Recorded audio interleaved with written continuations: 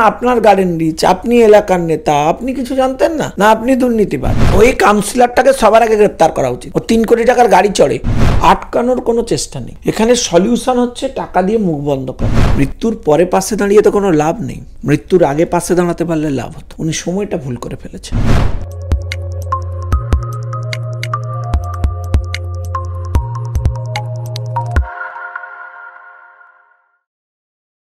নমস্কার, আপনারা দেখছেন দ্য ইন্ডিপেন্ডেন্ট বেঙ্গল। আমি রুমেলি রয়েছি আপনাদের সঙ্গে। লোকসভা ভোটের আগে বিরাট ধাক্কা খেল রাজ্য রাজনীতি। আবগারি মামলায় গ্রেফতার করা হলো দিল্লির মুখ্যমন্ত্রী অরবিন্দ কেজরিওয়ালকে। এই বিষয়ে কথা বলতে আমাদের সঙ্গে রয়েছেন শঙ্কুদেব পান্ডা। স্যার, আপনাকে স্বাগত আমাদের চ্যানেলে। ঝাড়খণ্ডের পর এবার দিল্লির মুখ্যমন্ত্রী গ্রেফতার করা হলো, কিভাবে দেখছেন বিষয়টা?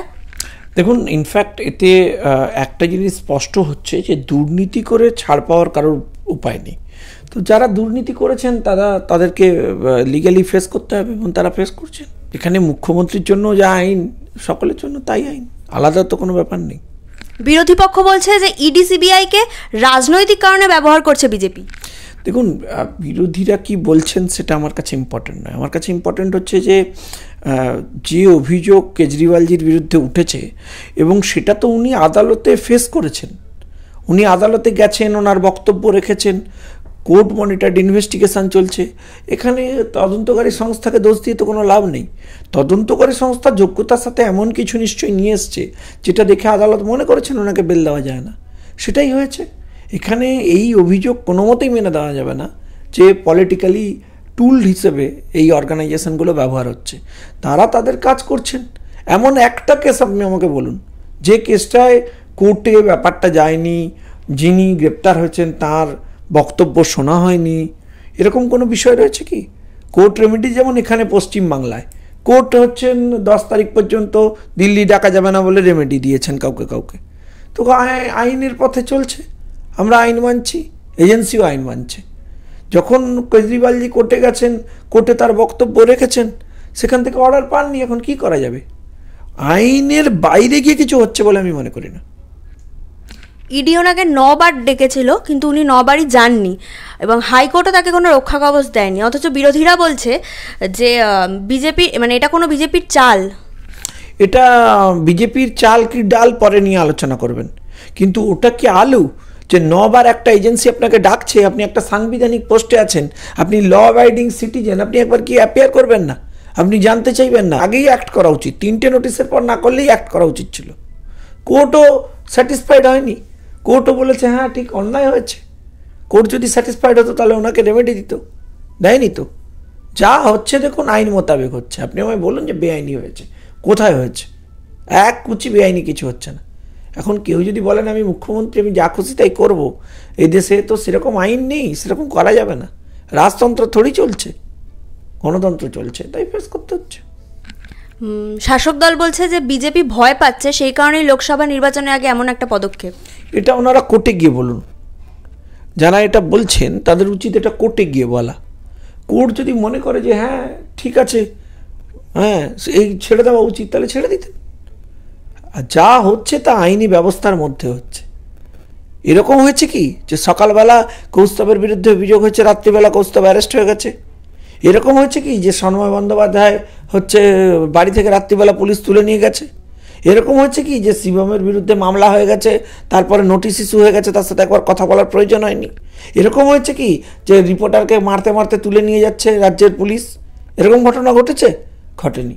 যাদের বিরুদ্ধে অভিযোগ তারা প্রত্যেকেই আইনানুগ স্পেস পেয়েছেন, আইনে গিয়ে তার বক্তব্য রেখেছেন। বক্তব্য স্যাটিসফাইড নয় বলেই তাদের এটা ফেস করতে হচ্ছে।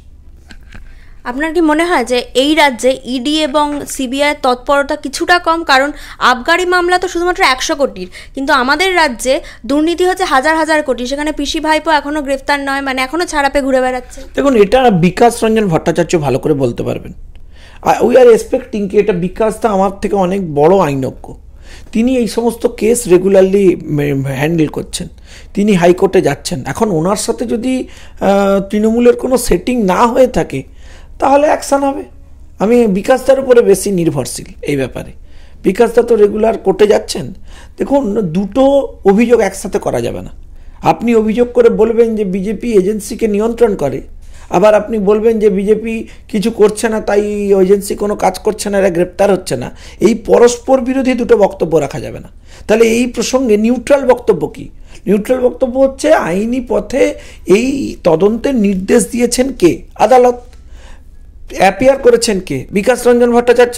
তাহলে তিনি ভালো করে বলতে পারবেন কেন অর্ডার হচ্ছে না, তিনি ভালো করে বলতে পারবেন যে কেন তদন্তকারী সংস্থা গ্রেপ্তার করছে না।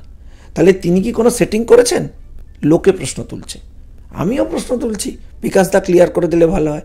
বিকাশ দা আমাদের থেকে সিনিয়র আইনজ্ঞ, তিনি ভালো বলতে পারবেন। কিন্তু বামেরা বলছে যে বিজেপি এবং তৃণমূলের মধ্যে সেটিং আছে, মানে এই সেটিং তত্ত্বটাকে আপনি কিভাবে দেখেন? সেটিং কাদের মধ্যে আছে সেই প্রশ্নটা আগেই তুলে দিলাম। সেটিং না থাকলে আদালতে আপনার অ্যাপিয়ারেন্সেসই প্রমাণ করে। আদালতের মামলা তো আপনিই করেছেন। দেখুন, আমাদের সাথে তদন্তকারী সংস্থার কোনো সম্পর্ক নেই। তদন্তকারী সংস্থা যাতে নিরপেক্ষ তদন্ত করে, তার যা সাপোর্ট লাগে সেটা করা একটা সরকারের কাজ। সরকার নিয়ন্ত্রণ করে না তদন্ত প্রক্রিয়া কোন পথে যাবে। তো তদন্ত প্রক্রিয়া কোন পথে যাবে এটা কোর্ট দ্বারা নিয়ন্ত্রিত হয়। এটা ভালো বলতে পারবেন বিকাশ দা, তিনি জানেন আইন কানুন আমাদের থেকে বেশি জানেন। তো এখন মুশকিল হচ্ছে যে তারা কোর্টে গিয়ে মামলা করেছেন, তো তারা বামপন্থী মানুষ, তারা সিপিএমের রিপ্রেজেন্টেটিভ, তো তারা ভালো বলতে পারবেন যে কী সেটিং হয়েছে তৃণমূলের সাথে যে তারা গ্রেপ্তার করাতে পারছেন না। তারা কি আদালতকে বোঝাতে পারছেন না, কনভিন্স করাতে পারছেন না, নাকি কনভিন্স করাতে চাইছেন না, নাকি তারা ব্যর্থ? তিনি তো ভালো উকিল, আমি জানি, খুবই বড় উকিল, তিনি কেন করতে পারছেন না, এটা আমার প্রশ্ন। আপনি কতটা আশাবাদী এই রাজ্যের দুর্নীতির মাথাদের গ্রেপ্তার নিয়ে? দেখুন, মাথারা টেম্পোরারি রিলিফ পেতে পারে, দুর্নীতিতে কোনো মাথায় পার্মানেন্ট রিলিফ কখনো পাবেন বলে আমার মনে হয় না। এটা টেম্পোরারি রিলিফ হয়তো কেউ পাচ্ছেন, কিন্তু সেটাই পার্মানেন্ট রিলিফ নয়। সো ফলে দুর্নীতি যারা করেছেন তারা তাদের ফেস করতে হবে, আজ না হলে কাল, না হলে পরশু ফেস করতেই হবে। ফলে তারা করবেন।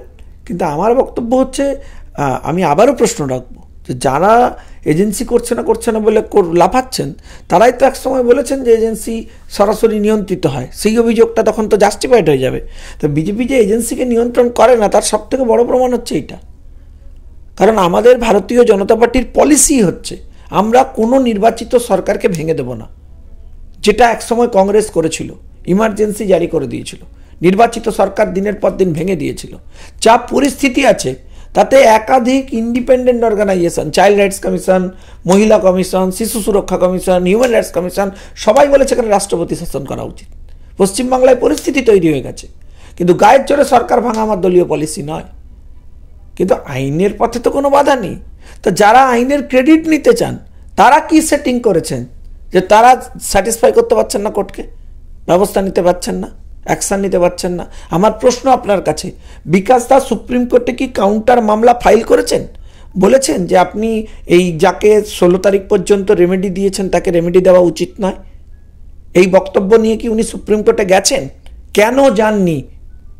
কেন কোর্টে ফার্দার অ্যাপিয়ার করে ওনারা বলছেন না যে যারা এটা করেছেন তাদের এগেনস্টে ইমিডিয়েট অ্যাকশান নেওয়া উচিত? কেন বলছেন না? তো ফলে সেটিং কোথায় হয়েছে সব খতিয়ে দেখুন। আমরা আমাদের কোনো সেটিংয়ে নেই, আমরা ব্যাটিংয়ে। দুর্নীতির কথা যখন আসছে তখন আমরা খুব রিসেন্ট দেখেছি গার্ডেন রিচ কাণ্ড, মানে যেখানে বেআইনিভাবে বিল্ডিং তৈরি করা হয়েছে এবং সেটি ভেঙে পড়ে প্রায় 11 জনের কাছাকাছি মৃত, কিন্তু পুরসভার মেয়র দাবি করছেন তিনি কিছুই জানতেন না। দেখুন, এখন উনি একজন ইঞ্জিনিয়ারকে বলেছেন যে আপনি হয় অপদার্থ, নয় আপনি চোর, টাকা খেয়েছেন, নাহলে আপনি কিছু জানতেন না।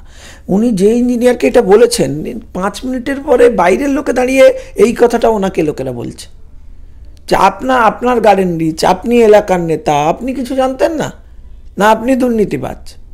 পরের বক্তব্যটা আমি আর বললামই না, সবাই জানেন। আমার বক্তব্য হচ্ছে পশ্চিম বাংলায় মানুষেরা নিজেদের জীবন বিপন্ন করে রয়েছেন। এখানে কম পয়সায় ঘর নেই, তাই লোকে বাধ্য হচ্ছেন কম পয়সায় রেজিস্ট্রেশন ছাড়া এই ধরনের বেআইনি ঘর কিনতে। এবং যারা কিনছেন তারা সুরক্ষিত নন, তারা মাথায় বিপদ নিয়ে কিনছেন, যে কোনো সময় মরে যেতে পারেন। এখানে মানে যৌতুকগৃহের মতো অবস্থা, এখানে যে কোনো সময় ভঙ্গুর গৃহের মতো অবস্থা, যে কোনো সময় যে কেউ মরে যেতে পারে ফ্ল্যাট ভেঙে। একটা সারা জীবনের পুঁজি লাগিয়ে লোকে ফ্ল্যাট কেনে, একটা লোন করে মধ্যবিত্ত মানুষ ফ্ল্যাট কিনে। যত দুর্নীতি দেখবেন ফ্ল্যাটে। নুসরত জাহান টাকা তুলেছেন ফ্ল্যাটের নাম করে, টাকা দেননি। অন্তত 10টা অর্গানাইজেশন তৃণমূলের যারা পশ্চিমবাংলাতে ফ্ল্যাট দেবে বলে লোকেদের কাছ থেকে টাকা নিয়েছে, ফ্ল্যাট দেয়নি। ফলে লোকে চলে যাচ্ছে কম পয়সায় তাৎক্ষণিকভাবে এই সমস্ত বেআইনি ফ্ল্যাট কিনতে। আর সেখানে গিয়ে এই মৃত্যুর মুখে পড়ছে ভয়ঙ্কর পরিবার পরিজন নিয়ে। খুবই দুঃখের কষ্টের জায়গা তৈরি করেছে এরা। সেখানকার লোকাল কাউন্সিলরও বলছেন যে কোথায় অবৈধ বাড়ি তৈরি হচ্ছে, কোথায় বৈধ বাড়ি তৈরি হচ্ছে, সেটা দেখার দায়িত্ব তার নয়। ওই কাউন্সিলরটাকে সবার আগে গ্রেপ্তার করা উচিত। ওইটাই তো মাথা। ও 3 কোটি টাকার গাড়ি চড়ে, ওইটাকে সবার আগে তোলা উচিত। ওই 1 নম্বরের মাথা হচ্ছে ওইটা। প্রমোটারের সাথে তো 10 বছর ধরে হচ্ছে নিজেরা এইসব করে এখন বলছে দোষ সিপিএম এর। 10 বছর ধরে তোমরা যখন খাচ্ছিলে তখন তোমাদের মনে ছিল না? এখানে সব আন্তর্জাতিক চক্রের টাকা পয়সা ঢোকে। উনি বলেছিলেন আমি মিনি পাকিস্তান বানাবো, এইসব করবো, এইসব লুজ স্টক করেছেন। আজকে এখন ফেস করতে হচ্ছে ইন্টেলিজেন্স দিয়েছেন। হয় স্বীকার করুন ইন্টেলিজেন্স আছে, নয় স্বীকার করুন এটা আপনার অপদার্থতা, নয় স্বীকার করুন আপনি ওখান থেকে টাকা খেয়েছেন। একটা ইঞ্জিনিয়ারকে আঙুল তুলে দিয়ে আপনি দায় ঝেড়ে ফেলবেন, এটা হবে না। ওসব শোকজের গল্প সবাই জানে, ওসব শোকজ ফোকজ। একটা সেকেন্ড লেভেল থার্ড লেভেলের লোককে দায় দিয়ে আপনি নিজে ঘুরে বেড়াবেন। নেতাজি সুভাষচন্দ্র বসুর চেয়ারে বসে আছেন পশ্চিম বাংলায়। নেতাজি সুভাষচন্দ্র বসুর বাড়িতে তৃণমূলের দালালরা পৌঁছে বলেছিল সুভাষবাবুকে ডাকুন, টাকা নেব। এই জায়গা পশ্চিম বাংলায় ভয়ঙ্কর অবস্থা। লোকাল বাসিন্দারা অভিযোগ করছেন যে লোকাল কাউন্সিলর এবং পুলিশ সবটাই জানতো, তারা যখন অভিযোগ করতে গেছে তাদের অভিযোগ নেওয়া হয়নি এবং তাদের গুলি করে দেওয়ার হুমকি পর্যন্ত দেওয়া হয়েছে। হ্যাঁ, গার্ডেন রিচ সম্পর্কে কেউ কিছু জানে না নাকি? এসব শিখিয়ে লাভ আছে? পশ্চিমবাংলার অর্ধেক জায়গা তো এইভাবে দখল হয়ে যাচ্ছে। গার্ডেন রিচ হচ্ছে আপনি সায়েন্স সিটি চলে যাবেন, ধাপার মাঠের এপাশ ওপাশ ধপাস। শম্ভুকাপ জেলে কেন? এরা জমি বেচে দিচ্ছে, সেখানে কনস্ট্রাকশন হচ্ছে ইলিগাল, সেখান থেকে টাকা কামাই হচ্ছে, যা পারছে করছে। এ তো কম, যে কোনো দিন আরো বড় ঘটনা ঘটে যাবে। কিন্তু মমতা ব্যানার্জি একটা প্রশংসনীয় উদ্যোগ নিয়েছেন, ওনার মাথায় আঘাত, অথচ উনি গার্ডেন রিচ কাণ্ডের যারা আহত তাদেরকে হসপিটালে দেখতে গেছেন এবং একটা টাকার অঙ্ক সেট করে দিয়ে এসছেন যে মৃতদের পরিবারকে 5 লক্ষ টাকা এবং আহতদের পরিবারকে 1 লক্ষ টাকা দেওয়া হয়। মানে সত্যি টাকা দিয়ে কি ক্ষতিটা পূরণ করতে পারবেন? দেখুন, এখানে প্রিভেন্টিভ মেজার্স নেওয়া হচ্ছে না, আটকানোর কোনো চেষ্টা নেই। এখানে সলিউশন হচ্ছে টাকা দিয়ে মুখ বন্ধ করো, যা অত্যন্ত ভয়ঙ্কর চিন্তার এবং উদ্বেগের।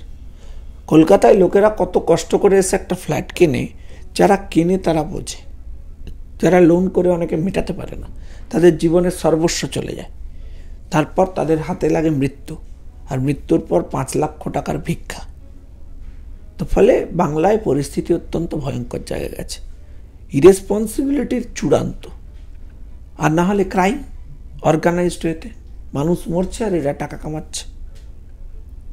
মেয়র এবং মাননীয় মুখ্যমন্ত্রী দুজনেই স্বীকার করে নিচ্ছে যে বেআইনিভাবে কনস্ট্রাকশনগুলো হয়েছে, এখন ভেঙে দেওয়ার কথা বলছে, কিন্তু যারা সেখানে আছে সেই বাসিন্দাদের কি হবে? আরে সেইটাই তো বলছি, আপনাকে তো রিহ্যাবিলিটেশনের প্ল্যানিং দিতে হবে। কেন সরকারি ব্যবস্থাপনায় সরকারি যে সমস্ত খাস জায়গা পড়ে আছে সেগুলোতে হচ্ছে আবাসন প্রকল্প তৈরি হবে না? সেগুলো মানুষ কম পয়সায় 3 লাখ 5 লাখ টাকায় কেন পাবেন না? তাহলে তারা যদি পেতেন, লোকে এই বিপজ্জনক গিয়ে যে জায়গায় গিয়ে থাকতেন, এভাবে বাড়ি জোগাড় করে তারা থাকবার চেষ্টা করতেন, তারা তো সেফ থাকতেন। তারা জানেন না কিছু?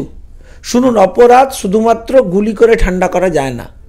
অপরাধ যিনি করছেন তার অপরাধ করার কারণটা ফাইন্ড আউট করতে হয়, তাকে খাবার দিতে হয়। যদি আপনি সেটা দিতে পারেন তাহলেই অপরাধ হচ্ছে নির্মূল হবে। ফলে দুটো কাজই করতে হবে, কড়া শাসনও দিতে হবে, পেটে খাবারও দিতে হবে। উপযুক্ত ফ্ল্যাট, উপযুক্ত আবাসন প্রকল্প নিতে হবে পশ্চিমবাংলায়, কলকাতায়, লোকেরা এসে যাতে শান্তিতে থেকে কাজকর্ম করতে পারে। কম পয়সায় সরকারের তরফ থেকে এটা ব্যবস্থা করতে হবে। সরকার আজ পর্যন্ত তা করছে না বলে এই অবস্থা। আর সব জায়গা তো বেআইনিভাবে বেচে দিচ্ছে, তখন জবরদখল হয়ে যাচ্ছে। কোথা থেকে লোক এসে এখানে বসে যাচ্ছে, বাংলাদেশ থেকে। এইসব বসাতে গিয়েই তো আজকে সর্বনাশ করে দিয়েছে। দার্জিলিংয়ে চা বাগান ঘেরা কমলালেবুর গ্রাম সৌরিনীতে এবং দাওয়াইপানিতে ঘরে বসেই কাঞ্চনজঙ্ঘার দৃশ্য উপভোগ করতে আড্ডাহাট হোমস্টে বুক করুন 9836499678 নম্বরে।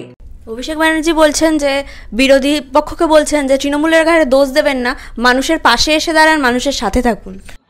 এবং আমি মনে করি আজকের ঘটনার যাতে পুনরাবৃত্তি না হয়, সর্বস্তরের জনপ্রতিনিধি, পুরসভা প্রশাসন এবং তার সাথে কোর্ট, এই তিনটে ইনস্টিটিউশনেরই সমন্বয় থাকা অত্যন্ত গুরুত্বপূর্ণ এবং টাইট এবং স্টার্ন অ্যাপ্রোচ নিয়ে আগামী দিন কাজ করা উচিত।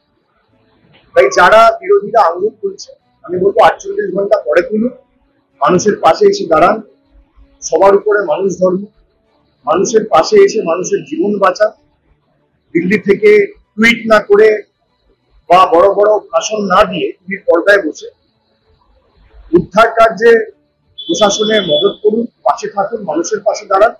তারপর মানুষের প্রাণ ফিরে এলে, মানুষ প্রাণে বাঁচলে অবশ্যই আগামী দিন রাজনীতি হবে। হ্যাঁ, উনি বলছেন বটে, কিন্তু সময়টা বলেননি।